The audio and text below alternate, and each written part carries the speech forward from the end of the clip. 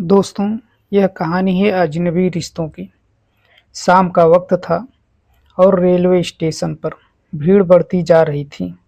लोग अपने गंतव्य की ओर भाग रहे थे, पर एक कोने में बैठी 70 साल की कमला देवी अकेली थीं।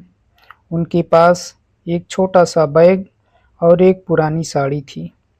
उनकी आंखें प्लेटफार्म की ओर टिकी हुई थीं, जैसे किसी का इंतजार कर रही हों। कमला देवी के 3 बेटे थे, रवि, कमल और किशन। पति का निधन 10 साल पहले हो गया था। तब से वह अपने बेटों के सहारे थीं। शुरू में सब कुछ ठीक-ठाक था। बेटे उनकी सेवा करते थे, लेकिन धीरे-धीरे उनके घरों में माँ के लिए जगह का और समय दोनों कम होते गए। कुछ महीने पहले तीनों भाइयों ने मिलकर फैसला किया कि माँ को एक वृद्धा आश्रम में भेज देंगे। बड़े बेटे रवि ने कहा, अब माँ को संभालना मुश्किल हो रहा है। हर किसी को अपनी अपनी जिम्मेदारियां हैं। वृद्धाश्रम उनके लिए सही रहेगा। यह सुनकर कमला देवी का दिल टूट गया। उन्होंने अपनी पूरी जिंदगी बेटों की परवरिश में लगा दी थी। अब वही बेटे उन्हें घर में बोझ समझने लगे थे, लेकिन उन्होंने कुछ नहीं कहा। स्टेशन पर अकेली माँ कमला देवी को वृद्धाश्रम छोड़ने का जिम्मा सबसे छोटे बेटे किशन को सौंपा गया। लेकिन रास्ते में किशन ने सोचा, क्या मैं अपनी माँ को इस तरह छोड़ सकता हूँ? उन्होंने तो मुझे हर मुश्किल में संभाला था। वह स्टेशन पर गाड़ी रोककर माँ से बोला, माँ, मैं पानी लेने जा रहा हूँ, आप यहीं बैठो। और फिर किशन वापस नहीं लौटा। कमला देवी ने घंटों इंतजार किया। उनकी आंखों में अब आंसू थे, लेकिन वह अब भी उम्मीद कर रही थी कि किशन लौट आएगा। आसपास के लोग उनकी स्थिति समझने लगे। किसी ने चाय दी तो किसी ने बैठने के लिए सहारा। स्टेशन पर काम करने वाले एक कुली रामू ने उन्हें देखा। उसने पूछा, अम्मा, आप यहाँ अकेली क्यों बैठी हो? कोई आने वाला है?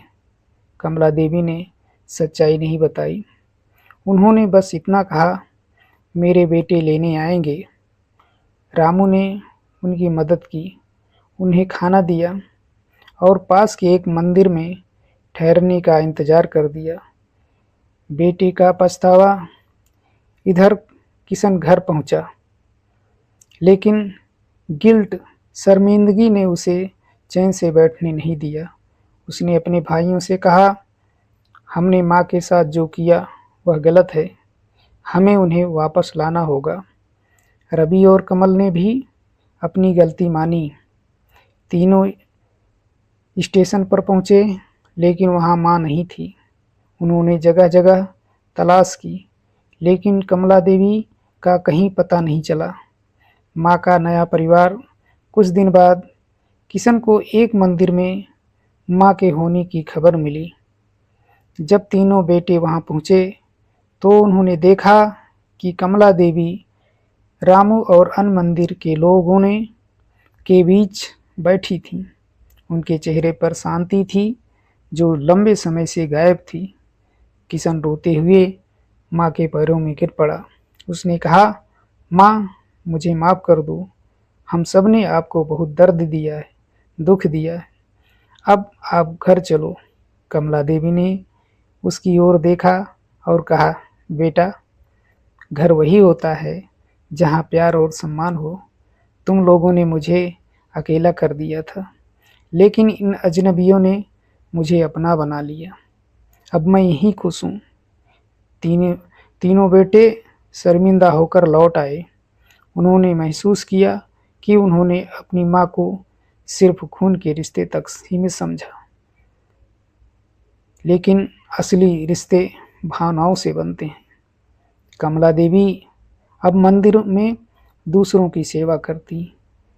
उनका नया परिवार उन्हें वह सम्मान देता जो उनके अपने बेटे ने छीन लिया था। यह कहानी हमें यह सिखाती है कि माता-पिता की सेवा करना हमारा परम कर्तव्य है और उनके लिए समय निकालना हमारी ज़िम्मेदारी है। अगर हम ऐसा नहीं कर सकते, तो जीवन में सफल होने का कोई मतलब नहीं है। हम सिर्फ रिश्तों को जिस तरह खोते जा रहे हैं, यह हमारे लिए शर्मिंदगी और हमारी कर्तव्य विमूढ़ता का एक परिचायक है।